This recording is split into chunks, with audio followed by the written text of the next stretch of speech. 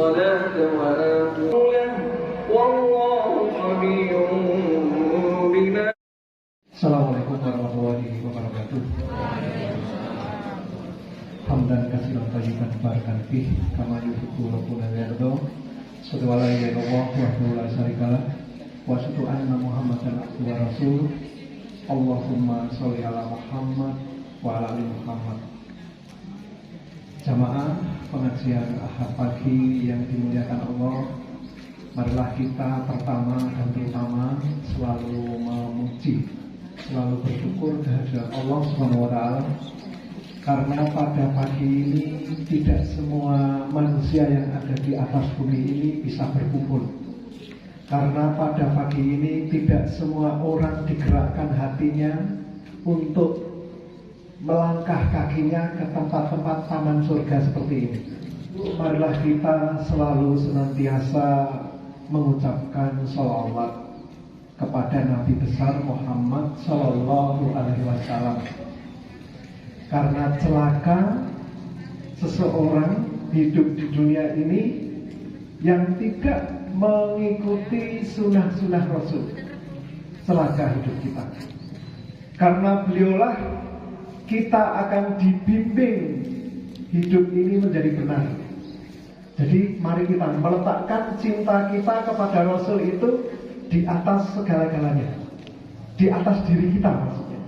Jadi kita mencintai Allah, rankingnya ya, umpama di ranking, mencintai Allah, mencintai Rasul, mencintai jihad fisabilillah, baru mencintai orang yang ada di sekitar kita. Rasul pernah ketika naik di mimbar di masjid beliau di Madinah itu ada 3 mimbarnya, ada 3 tangga, itu ujuk-ujuk, amin, amin, amin begitu. Amin yang pertama, kemudian sahabat bingung, wahai Rasulullah, kami dengar tidak ada apa-apa, kemudian engkau kok mengaminkan ada 3 kali amin. Kemudian Rasulullah menjawab, amin yang pertama tadi itu celaka orang yang melewati Ramadan. Celaka. Ini malaikat ini yang mendoakan. Kemudian Rasul mengaminkan ya. Tangga pertama itu celaka. Seseorang yang melewati bulan Ramadan tetapi tidak diampuni dosanya. Melewati Ramadan tidak diampuni dosanya. Celaka. Yang kedua, celaka seseorang yang punya orang tua tetapi tidak masuk surga. Ini celaka. Yang ketiga, celaka seseorang yang diucapkan nama beliau, nama saya Muhammad, kemudian tidak mengucapkan salam sallallahu alaihi wasallam. Ini dari hadis ini saja mestinya kita mulai tersentuh ya. Kita ini Islam itu bagaimana ya? Saya Islam dari dulu kok seperti ini aja ya, kan gitu. Nggak mikir yang dalam di sana. Itu yang kedua ya Bapak Ibu. Marilah kita senantiasa mengucapkan puji syukur kehadirat Allah, kemudian mengucapkan salawat dan salam kepada Nabi kita. Bapak Ibu rahimakumullah, mari kita di pagi ini belajar bersama. Bukan berarti saya lebih, tidak, kita sama-sama. Bahkan mungkin yang ada di hadapan saya itu lebih ilmunya dibanding saya.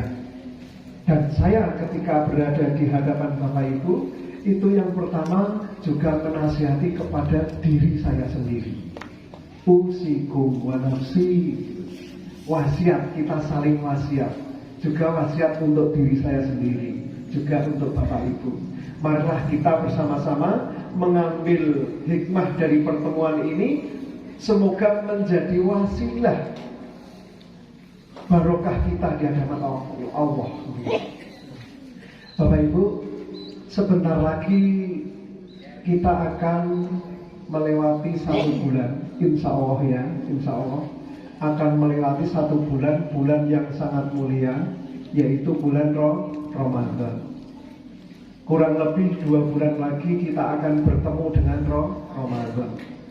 Sahabat-sahabat Rasulullah atau orang-orang alim terdahulu itu kalau ingin berjumpa dengan bulan Ramadan, 1 tahun itu dibagi 2. 6 bulan setelah Ramadan itu untuk mengamalkan apa yang telah dia lakukan. Madrasah Ramadan itu diamalkan dalam kehidupan sehari-hari. Kemudian 6 bulan berikutnya itu dijadikan persiapan untuk menghadapi bulan Ramadan. Mari kita bersama-sama muhasabah, mengoleksi diri sendiri. Apakah kita sampai saat ini sudah mulai tergerak untuk mempersiapkan datangnya bulan Ramadan? Kalau yang belum, kita mencoba untuk membangkitkan. Karena apa? Sahabat menganggap bahwa Ramadan itu punya keistimewaan. Di antara keistimewaan yang ada di bulan Ramadan, yang pertama, kita akan diampuni dosanya. Bapak Ibu, kita manusia, pernahkah kita tidak berdosa? Pernah. Diakui atau tidak, manusia itu tempatnya dosa, tempatnya salah. Tapi Allah kan maha cinta kan? Cintanya Allah itu kan sejati. Cuma kadang-kadang kita tidak pernah menanggapi cintanya Allah. Jadi cinta Allah itu kadang bertepuk sebelah tangan. Allah setiap malam menunggu, wahai hambaku yang bersalah, datanglah, minta ampunlah. Kita malah tidur terlelap kan itu. Jadi pagi hari ini kita diberi rahimnya Allah, masih diberi kesehatan, masih diberi diberi hidup, kesempatan hidup, masih bisa kesini. Ini juga karena rahimnya Allah. Tanpa rahimnya Dia, kita tidak bisa apa-apa, kan gitu. Ya. Oke, Bapak Ibu, tadi yang pertama, kita mencoba mempersiapkan diri untuk menghadapi bulan Ramadan. Jangan tidak mempersiapkan diri, karena ini bulan suci kita. Kalau sampai saat ini belum ada rencana nanti saya Ramadan ke depan itu mau apa, ya sudah, mari kita mencoba membangkitkan diri, mempersiapkan diri menghadapi Ramadan dengan sebaik-baiknya. Kita tahu keistimewaan Ramadan, barang siapa man shoma Ramadan imanan wahtisaban. Di situ di belakangnya diteruskan, maka Allah akan mengampuni dosanya. Kita sepakat, datangnya bulan Ramadan itu, ya sudah, di bulan Ramadan itu ketika kita melakukan amalan-amalan yang baik, maka insya Allah dosa kita akan diampuni. Istimewanya kedua, amalan di bulan itu akan dilipat gandakan. Dilipat-lipat gandakan yang tidak terbatas. Jadi kalau ada amalan lain, contoh, biasanya Allah itu kalau ingin memberikan reward, ganjaran, hadiah itu disebutkan. Orang yang sholat subuh kemudian zikir sampai datang muncul terbit matahari, kemudian dia sholat subuh, pahalanya seperti orang umroh sempurna. Jelas seperti orang umroh. Seseorang yang mengerjakan 2 rakaat sebelum subuh, pahalanya sebanding dengan dunia dan seisinya. Tapi amalan di bulan Ramadan tidak disebutkan, karena ini merupakan rahasia yang amalan itu Allah sendiri. Ini kejutan. Seperti seorang suami ingin memberikan hadiah kepada istrinya, kalau hadiahnya itu kejutan dan luar biasa, ini tidak dikasih tahu. Tidak dikasih tahu. Kalau hadiahnya cuma makanan, tak traktir, kasih tahu. Kemana, Pak? Ayo tak kasih hadiah. Apa? Tak belikan daster. Kasih tahu, karena daster nilainya rendah. Atau tak traktir di rumah makan, tahu. Tapi kalau hadiahnya yang luar biasa, biasanya diumpetkan, disembunyikan. Nah, ini Allah menyembunyikan pahala. Berapa nilai pahalanya itu tidak diberikan. Jadi pahala berlipat-lipat. Kemudian jamaah ahad pagi rahimakumullah, Ramadan itu bisa dikatakan seperti sekolahan, madrasah. Kalau sekolahan itu berarti ketika kita sekolah, ada yang lulus, ada yang tidak. Kita melewati Ramadan, apakah kita setelah digembleng bulan Ramadan, kita itu la'alakum tatakun, takwa tidak, kan begitu. Kita ini nanti setelah melewati Ramadan itu bertakwa tidak? Itu belum tentu. Karena di situ ada kata la'alla. Begitu la'alla, mudah-mudahan. Ada yang lulus, ada yang tidak. Kita orang Islam jangan kepedean. Saya sudah melewati Ramadan, kemudian saya akan diampuni dosanya. Belum tentu. Karena di situ ada kata la'alla, mudah-mudahan kamu bertakwa. Nah, ketika mudah-mudahan itu berarti kan ada yang bertakwa, ada yang tidak. Nah, bagaimana supaya kita itu lulus? Ya kita persiapkan diri kita untuk menyambut Ramadan. Seperti anak mau ujian, ya persiapan, ada belajar, ada les, kerja kelompok dan macam-macam dalam rangka mempersiapkan ujian. Supaya apa? Lulus ujian. Nah, kita kalau pingin takun, takwa, ya kita persiapkan minimal dari sekarang. Kalau kita mau menikah saja persiapan, apalagi ini bekal untuk kehidupan nanti. Kok tidak kita persiapkan? Kita persiapkan matang ya, mulai sekarang berarti ada waktu 2 bulan ke depan. Terus apa yang akan kita lakukan? Sebaiknya yang akan kita lakukan untuk menghadapi Ramadan itu, karena kita tahu keistimewaannya. Tadi saya hanya sebut 2 saja. 1, diampuni dosanya. Yang kedua, pahala amalan, semua amalan di situ dilipat gandakan. Panen pahala. Yang kita persiapkan apa Bapak Ibu? Yang pertama, perbaiki keimanan kita. Tadi kan dikatakan dalam satu hadis, man shoma Ramadan imanan, imannya itu diperbaiki dulu. Syahadat kita itu diperbaiki dulu. Kita sudah mengucapkan syahadat entah kapan. Asyhadu alla ilaha illallah wa asyhadu anna Muhammadar Rasulullah. Tapi kadang-kadang syahadat kita itu hanya di mulut. Kita syahadat bersaksi Allah itu ada, tapi kita tidak pernah mau belajar. Kalau Allah itu ada, berarti Allah yang patut kita ibadahi, kita sembah, kita harus kenal. Tapi kita tidak pernah mengenal Gusti Allah. Gusti Allah kita itu seperti apa, bagaimana karakternya.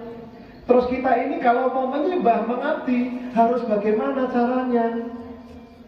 Jangan hanya syahadat, seperti batiri syahadat, kan aku syahadat. Batiri Islam, batiri sholat, aku ya sholat. Batiri poso, ono sing ngajak batal ya batal. Nah ini level iman kita harus diperbaiki. Syahadat kita jangan-jangan sudah batal.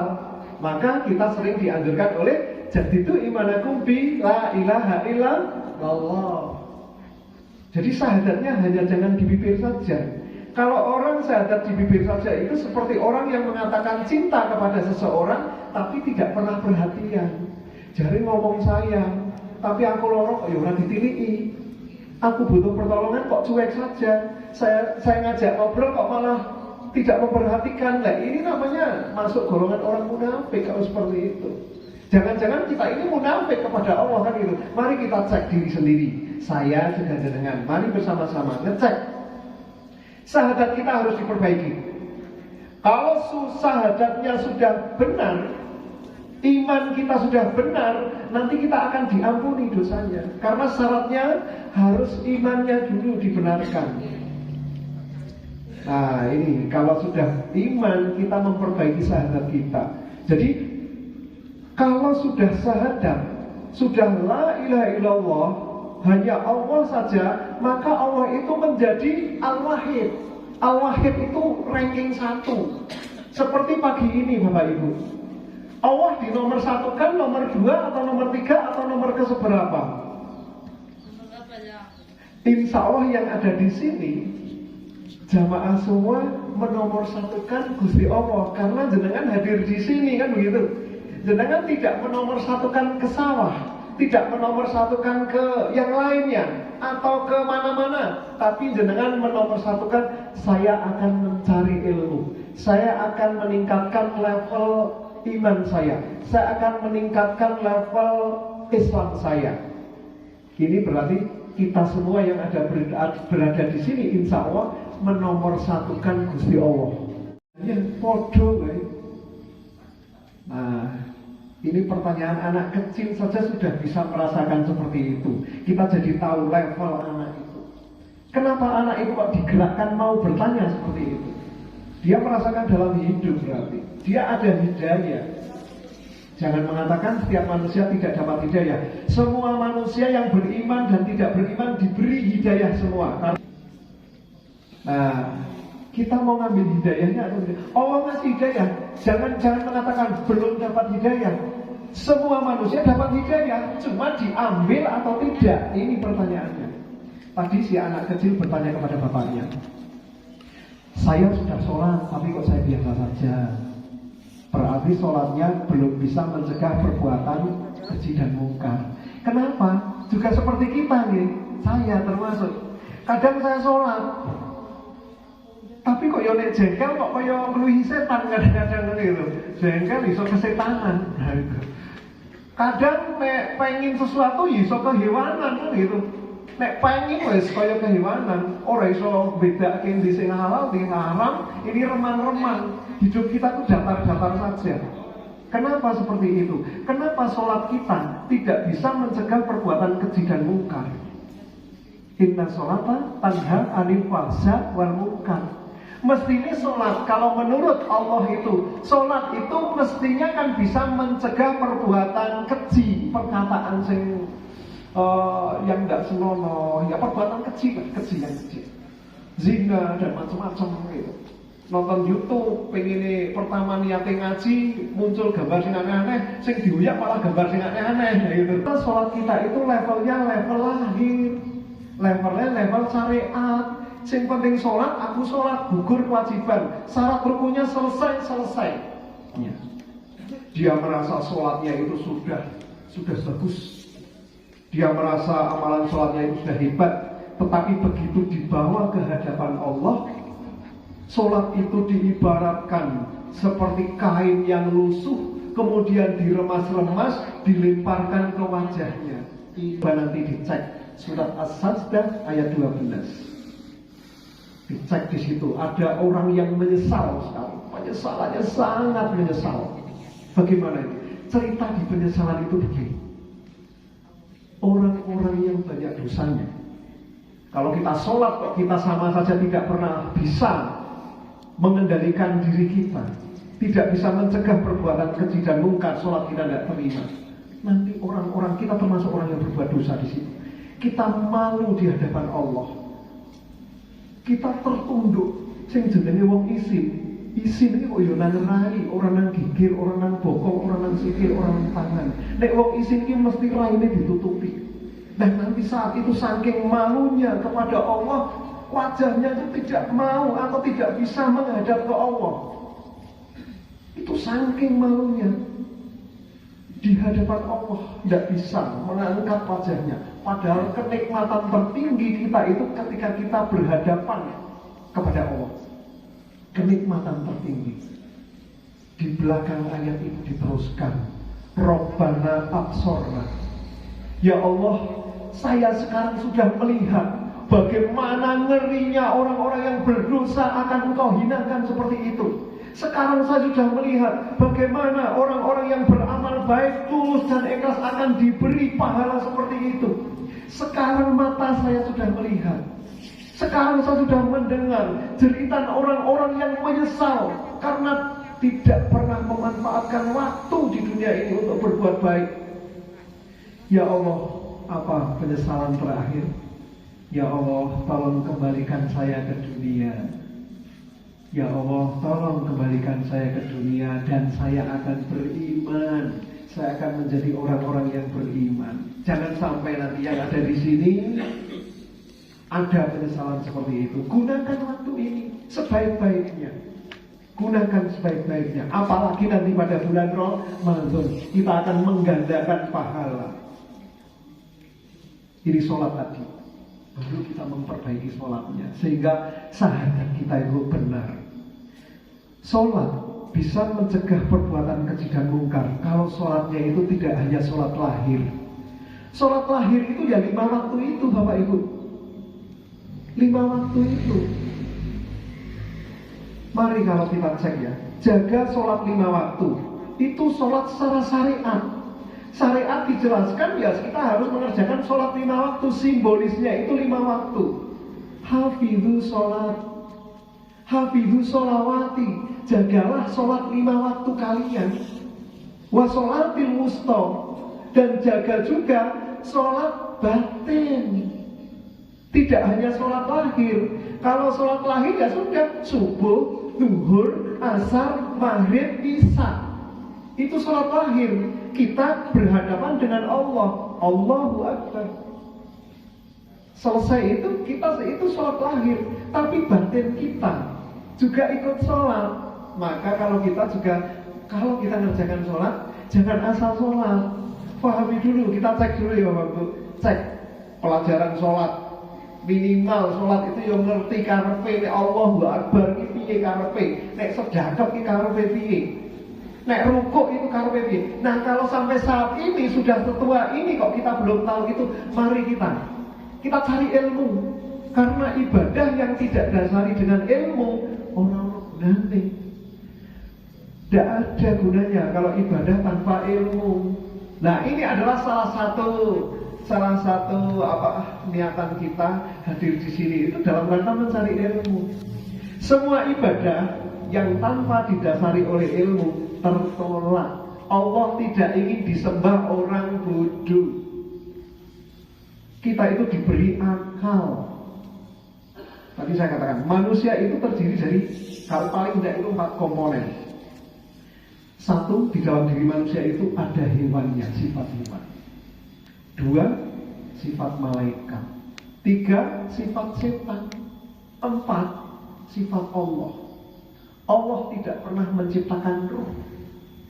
Ruh itu ditiupkan. Ketika si janin sudah siap, ada perjanjian, kemudian ruhnya ditiup. Kalau saya telembungan Bapak Ibu, telembungan tak sebul, bul, jerone telembungan gue apa komponen yang berbeda dari saya atau bagian dari saya? Bagian dari saya. Karena angin yang tak masukkan di situ adalah angin dari saya. Dan roh itu adalah dari Allah. Di diri kita ada sifat Allah. Cuma kadang-kadang sifat Allah itu ditutupi sifat kehewanan. Nah, supaya tidak kehewanan tadi, dosisnya kudu tepat kan itu. Nek pengen, tapi ono ukuran nih, itu. Sifat kesetanan, nek jengkel, tapi ono ukuran nih. Nek api banget ya ono ukuran nih. Saking api pendak dino orang yang buat gawe, zikir, sholat terus, ya orang benar seperti itu. Hak kita ada, tubuh kita ada haknya. Jadi dosisnya tepat. Supaya dosisnya tepat itu bagaimana caranya? Yang buka Al-Quran nih. Al-Quran kok tanpa akal ya nggak bisa. Coba tanya sama Al-Quran. Al-Quran nggak bisa jawab. Kecuali kita buka, baru kita yang mikir, kita cari tafsirnya, takwilnya, baru gitu. Jadi Al-Quran bisa berbunyi kalau ada akal kita. Akal kita tanpa Al-Quran ya kesasar-sasar. Akal saja nggak bisa sebagai patokan, harus ada hatinya gitu. Hati. Nah, kadang-kadang di pembelajaran, contoh anak-anak sekolah sekarang itu yang dikedepankan adalah akalnya. Sehingga banyak anak pintar, tapi sidik yang jujur. Sekarang itu banyak orang-orang pintar. Saya jujur sidik karena akalnya yang diasah, hati nuraninya tidak pernah diasah, instingnya tidak pernah diasah, imajinasinya tidak pernah diasah. Coba kita sesekali berimajinasi, diasah imajinasi kita coba. Umpama ini contoh, andaikan saya habis ini mati, kita kan tidak tahu kematian ini. That is mysterious problem. Mati itu adalah sesuatu yang misterius. Andaikan saya pulang dari sini, mungkin saya dulu, mungkin bapak dulu, kita tidak tahu, karena kematian itu dirahasiakan. Andaikan saya mati, terus saya sendirian, terus saya dikubur, peteng, dewe, orang no HP, orang no sinyal, terus piye? Aku dewean. Terus fisik saya yang seperti ini akan membusuk. Kemudian saya ditanyai malaikat, saya belum berbuat amal apa-apa, aku dipenuhi malaikat terus, piye aku ora tahan. Aku kenang arit sithik wae kulitku rasane ra karuan. Aku lara sithik mriyang wae teng greges, rasane balung iki kaya dilolosi. Lah ning alam barziah terus seperti apa? Ini kalau kita mau berimajinasi, oh iya saya apa gua amal, sekarang saya mau beramal. Coba sesekali berimajinasi. Anak saya, sesayang-sayang anak saya, ketika saya dikuburkan, orang bakal nginep, senengi orang bakal nginep. Dengan yang tidak kan lebih afdal dibandingnya orang yang menikah. Tapi boleh tidak menikah pun boleh, kan gitu. Jais hukumnya tergantung, itu masalah lain nih. Coba sesekali berimajinasi seperti itu. Ini. Sesekali bermain hati. Kita sesekali itu hati kita itu dimainkan, diasah, jangan akal saja. Umpama tonggoku nek karo aku kok mesti ngelek-elek terus. Aku apik yo tetep dielek-elek terus. Nek logika, ya wis sesuk awas tak bahas. Tapi main hati coba, oh iya, tonggoku kayak anake nakal, angel kandhangane, bojone lunga ora bali-bali melu tantoyib. Terus piye yo uripe yo susah. Isu kadang mangan kadang ora, sensitif deh. Mulane nek aku apik yo elek. Nah tugas kita, jangan-jangan yang salah bukan dia, yang salah orang yang punya harta tidak ngulurke rezekine. Sing salah jojok dhewe mangan kenyang, tetangga kita malah kelaparan. Iman kita salah lagi itu. Tidak beriman seseorang yang saat itu kita makan kenyang sementara tetangganya kelaparan. Makanya dengan tetangga harus kenal. Jangan-jangan orang yang seperti itu, yang kita jelek-jelekan itu, dia itu justru mengingatkan kita pada, oh iya, jebule, ini main hati ini, hatinya kalau ini dimainke. Oh anakku kok angel ini kandhanane. Pak nenek isu pedak minggu ngaji, anaknya malah isik turu. Anaknya kandhanane angel. Jangan-jangan anak itu sedang uji kesabaran kita. Oh tolong saya kembalikan ke dunia dan saya minta dicoba. Minta dicoba. Kalau kita ada cobaan loro sithik, ya Allah, loro nek kok yo ngene. Batire penak, gawe penak, uripe ora penak, karire oke, rezekine akeh, anake gitu. Jangan menganggap kalau harta kita tambah banyak kita tidak ada ujian. Jangan menganggap kalau karir kita melejit tanpa ada halangan. Kita dicintai oleh Allah. Jangan kepedean. Jok. Gusti Allah itu agi nyolu. Kan ada kriteria gini. Ada seorang hamba yang amalnya itu dibalas di dunia penuh, tapi di akhirat tidak ada apa-apa. Abdurrahman bin Auf, sahabat Nabi yang paling kaya. Dari pengen miskin. Tapi memang jatahnya itu tidak bisa miskin. Apapun yang dia lakukan itu kaya terus. Dia pengen miskin. Ya Allah, saya tolong diberi ujian. Saya itu terlalu nikmat hidupnya dunia. Saya pengen miskin. Apapun dikasihkan untuk perjuangan Islam, dia tidak miskin-miskin. Karena dia tahu yang masuk surga dulu itu adalah orang-orang miskin yang beriman. Orang miskin itu ujiannya berat, tapi harus diikuti dengan sabar. Nah sabar itu seperti apa? Sabar, logika sabar seperti ini Bapak. Datang panggilan sholat, Allahu Akbar, Allahu Akbar. Saya sedang ngobrol dengan teman saya. Ada dua pilihan, lanjut ngobrol, atau memenuhi panggilan sholat. Ketika kita memenuhi panggilan sholat, itu kita sabar. Sabar dalam taat. Keinginan nafsu, keinginan Allah. Ketika Allah di nomor satukan tadi, iman kita jadi benar kan? Allah nomor satu, maka kita sabar. Diunek-unek ke wong, aku kira ngekei, saya beri dia bantuan. Tak kasih matur nuwun, tak kasih lagi matur nuwun. Ketiga kali kok kae kok kaya iki terus. Sugih rezekine akeh kok pelit. Ini sabar kita harus, kalau lillahi ta'ala kita memberi karena Allah, kita tidak butuh ucapan terima kasih diumpat atau tidak, kita akan ngasih. Tapi kalau kita memberi 1 kali terima kasih, 2 kali terima kasih, 3 kali tidak berterima kasih, kemudian kita menghentikan pemberian itu, maka di situ tidak lillah. Berarti dhewe ngekei mergo pengen ucapan terima kasih. Nah tertolak orang gunane. Nek lillah itu kata kuncinya dari Allah, karena Allah, untuk Allah. Saya memberi karena Allah. Matur nuwun apa ora, orang ngefek, ora tak bahas. Sing penting aku karo Gusti Allah. Lillah. Nah sabar tadi itu, begitu dia saya beri kok unek-unekke, kan ada. Tak hentikan pemberiannya, tak teruskan pemberiannya. Kalau Allah dinomorsatukan, ya tadi, kalau lillah saya karena Allah, matur nuwun pora wis tak kei, tugas saya akan memberi ketika saya punya. Nah ini, mari kita mencoba seperti itu. Lihat anak kan danane angel pol. Yang namanya anak kan amanah, kita sudah ngandani, kita sudah mendidik, berusaha semampu kita, tapi hasilnya kok orang seperti yang kita inginkan. Ya sudah, jangan-jangan anak ini ujian, jangan-jangan anak ini musuh, kan gitu.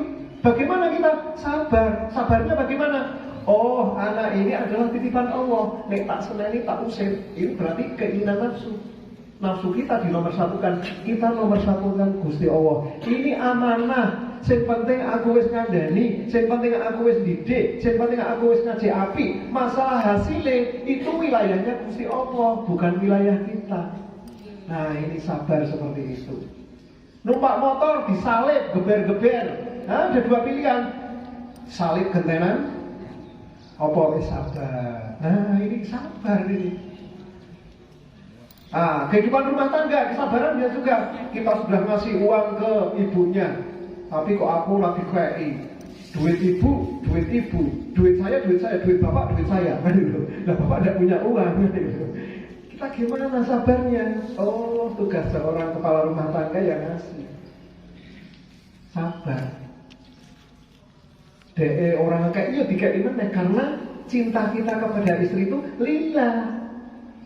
Dikuai orang ngerti matur nuwun, wajahnya jemburem terus. Ya sudah, itu wilayahnya istri.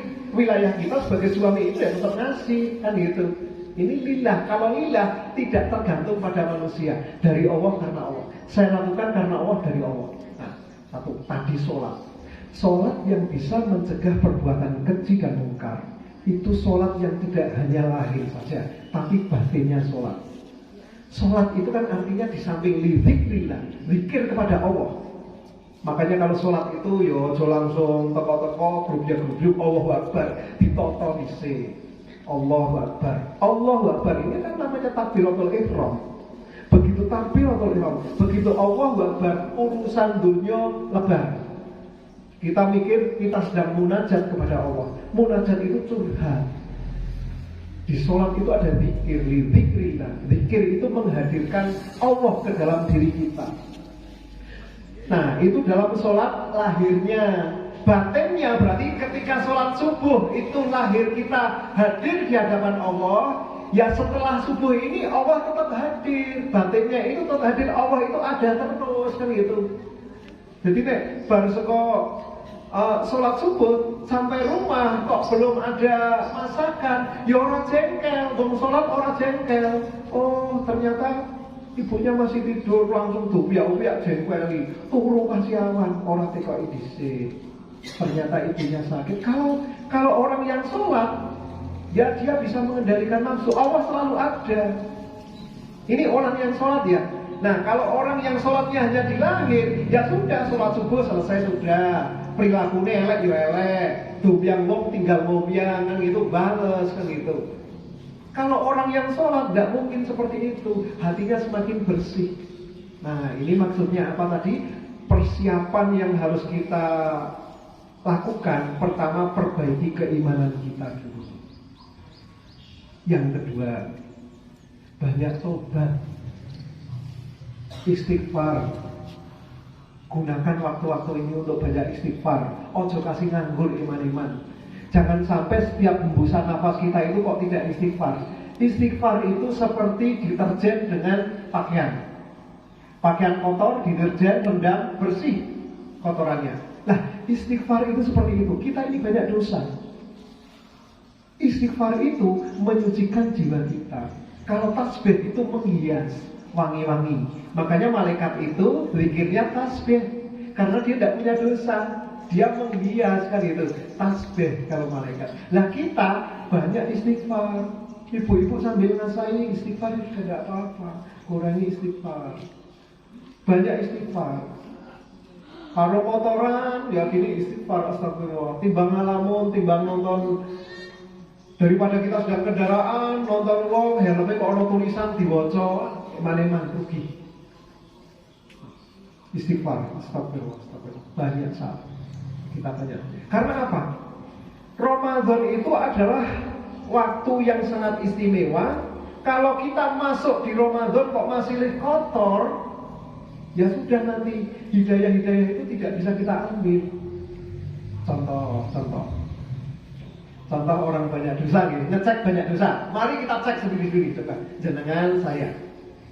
Kita tahu sholat tahajud itu baik ya, baik. Kita tahu membaca Al-Quran itu baik ya, baik. Tapi kenapa kadang sehari kita tidak pernah baca Al-Quran dan kita tahu itu ada Al-Quran? Kok tidak tergerak hati kita untuk mau membaca? Rasanya kok abot teman mau soal Al-Quran. Kenapa? Kita tahu, otak kita tahu kalau baca Al-Quran bagus, pahalanya banyak. 1 huruf kali 10. Lah kalau dibaca bulan Ramadan, kali-kali yang tidak terkendali. 1 hurufnya. Kita tahu itu, kita baca Al-Quran. Tapi kenapa ada Al-Quran setiap hari kita lewatkan? Sak pelit-pelite wong sedina kuwi maca ayat Al-Quran 100 ayat itu pelit. Kita 1 ayat pun tidak. Ini. Kenapa yang menjadikan kita tidak mampu dan tidak punya kekuatan untuk baca Al-Quran? Karena banyak dosa. Kita tahu kalau sholat malam, sholat tahajud itu baik. Tapi kenapa malam-malam kita tidak bangun? Karena kita banyak dosa. Cek. Nek aku wis niat Pak tangi bengi sholat tahajud tapi kok ora tangi, kok abot wis tangi tapi ora ngambil air wudu, oh berarti saya banyak dosa, tidak ada kekuatan. Cek terus, astagfirullah, astagfirullah, astagfirullah. Ini. Jadi nanti kalau hati ini sudah bersih, maka Allah akan hadir. Contoh masjid. Masjid itu Baitullah ya, masjid itu kan Baitullah, tempat rumahnya Allah, tempat Allah ada di situ. Itu di depan ada tulisan batas suci. Jadi sandal orang untuk mlebu. Jadi sing mlebu iki wong sing resik-resik. Mari kita diri kita tuh dibangun istana raja Allah di situ. Allah. Kita bangun masjid dalam diri kita.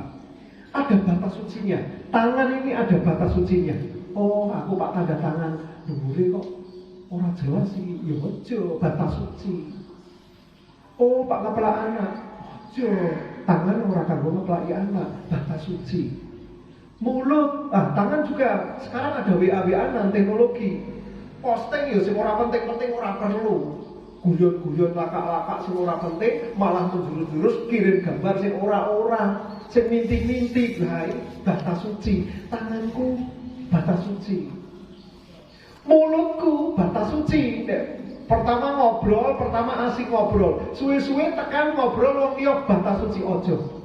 Di batas suci ada batas suci. Mata kita tadi melihat YouTube langsung muncul gambar yang enggak, batas suci. Ya yang pertama ya alhamdulillah mau muncul dhewe ora karepe dhewe, tapi ojo suwe-suwe. Batas suci. Kuping kita, kalau ada lawan bicara kita, lawan ngobrol kita mulai menceritakan aib orang lain, kuping batas suci ojo. Wis, nek ora penak yo seminggu. Karena apa? Kalau kita mulai gibah, amal kita habis. Langsung kita bisa. Nah, yang pertama tobat, minta ampun. Pertama siapa? Ke siapa kita minta maaf? Kalau bapak-bapak ke ibu, kalau ibu-ibu ke bapak, kan gitu ya. Orang terdekat. Kenapa ibu-ibu ke bapak baru ke orang tua? Ketika seorang istri belum menikah, dia adalah milik orang tuanya, tanggung jawab ke orang tua, bakti pertama pada orang tua.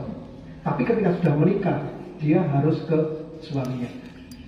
Tidak boleh ibu-ibu memberikan sesuatu ke orang tuanya tanpa izin suami. Nah, ini harus dengan ilmu juga.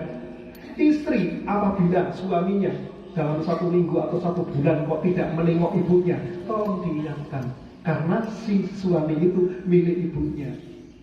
Ini kebaktiannya, kita harus tahu seperti itu. Harus dilandasi dengan ilmu. Jangan sampai seorang suami punya istri, "Mas, aku ora iso karo ibu." Nah, ojo kasih. Tugas seorang suami harus menyadarkan. Nih, karena tadi itu punya ibu, punya orang tua tidak masuk surga. Ini jangan sampai sering. Satu.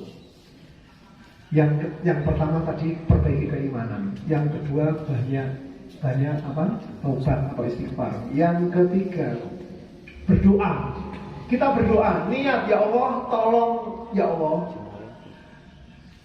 jadikan saya ini nanti umur saya sampai melewati Ramadan hadirkan ke saya.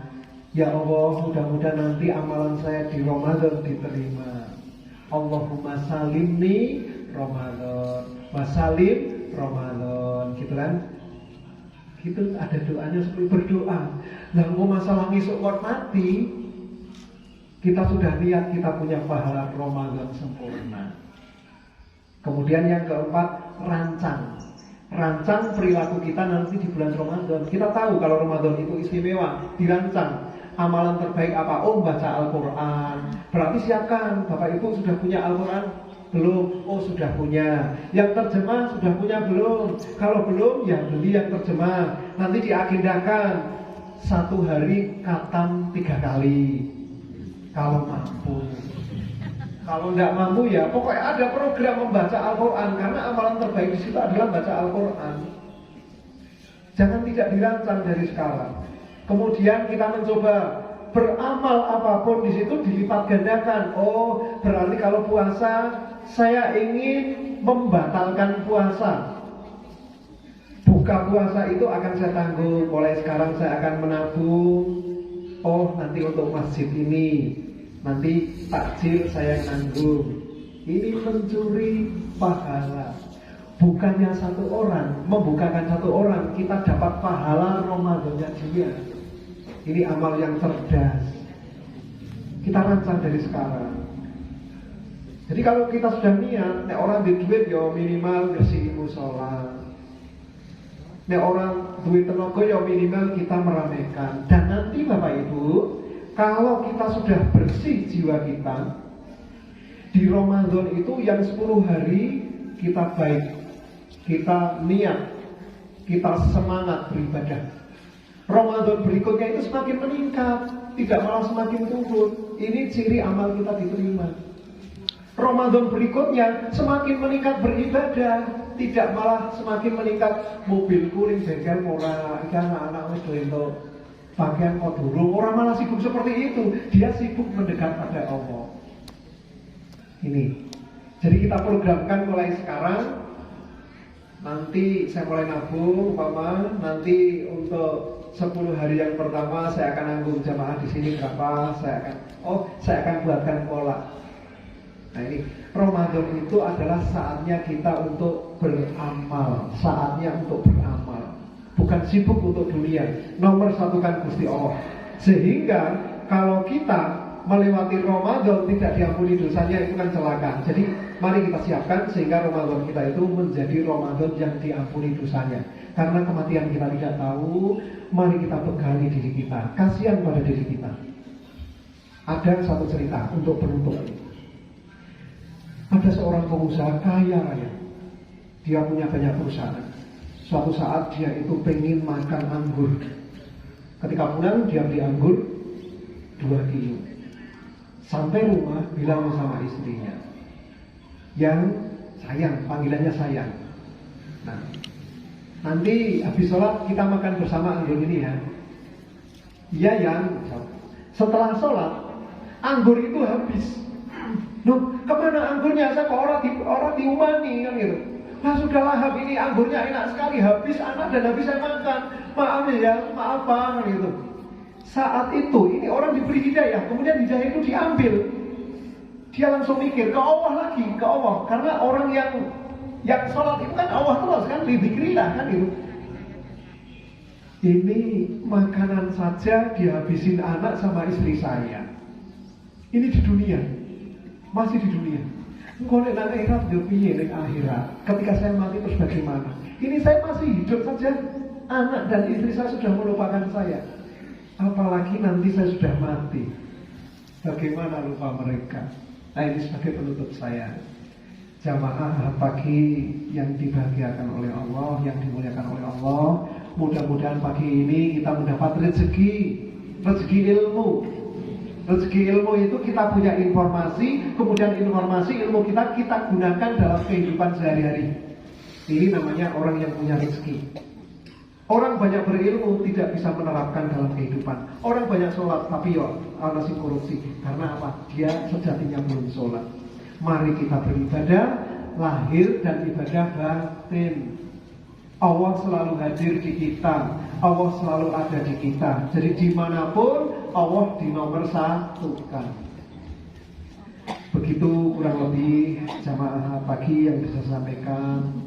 Mudah-mudahan bermanfaat bagi saya sendiri dan juga bermanfaat bagi Bapak Ibu semua. Mari kita muhasabah diri kita.